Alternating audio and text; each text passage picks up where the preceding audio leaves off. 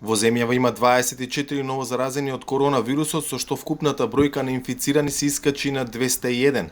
Најмногу се детектирани во Скопје 123, пошто следат Дебар, Куманово, Штип, Велес. Вчера вечер 66 мина не го почитувале полицискиот час, 37 мина се приведени.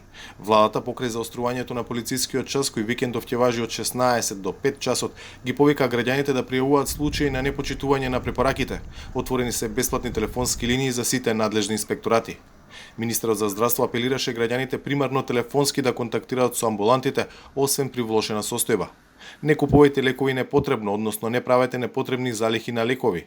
Да се однесуваме сите одговорно и без паника, со што ќе го заштитиме нашиот здравствен систем, порача Филипче на социјалните мрежи.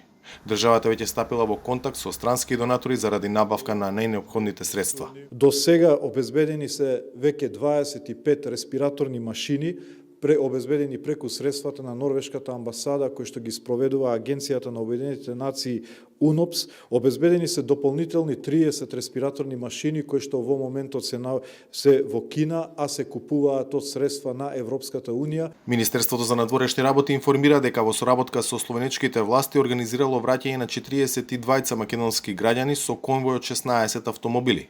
За денеска е организиран и автобуски превоз за враќање на 27 граѓани од Истанбул.